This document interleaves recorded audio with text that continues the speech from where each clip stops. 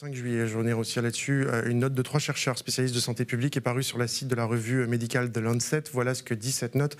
Dans des conflits récents, les morts indirectes vont de 3 à 15 fois le nombre de morts directes.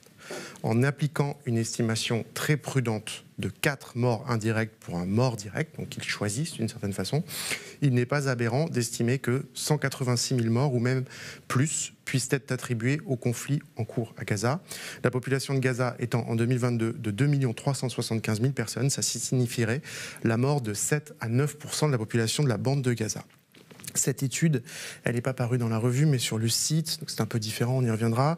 Elle a été critiquée sur ses méthodes par d'autres scientifiques. Elle a quand même un mérite, c'est d'évoquer ce nombre de morts dites indirectes, c'est-à-dire dues à l'absence de soins, d'eau, de nourriture, tu en as parlé Rachida, dont on ne parle jamais vraiment, qui existent pourtant dans tous les conflits melliférés.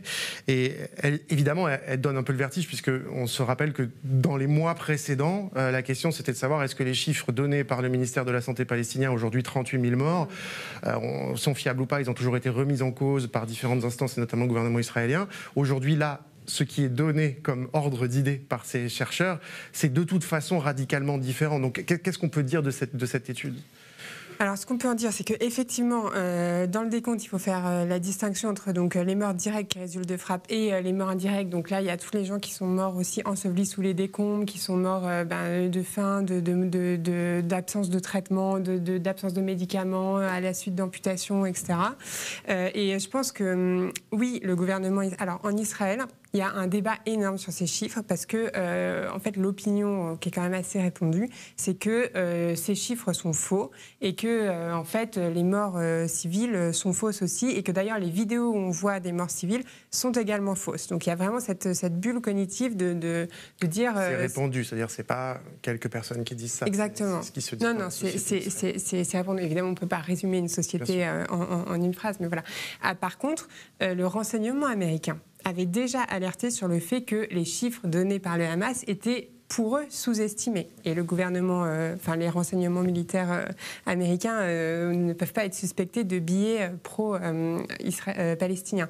Donc, et simplement pour donner un ordre d'idée aussi, parce que c'est très important de bien le comprendre, les cadences en fait, de frappe sur les premiers mois de la guerre ont été inédites. Pourquoi ? Parce qu'ils ont utilisé de l'intelligence artificielle pour augmenter leur cadence de frappe.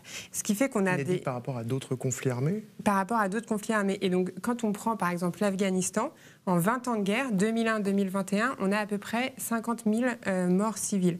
Quand on prend l'Ukraine, 2 ans et demi de conflit, on a à peu près 10 000 morts civiles.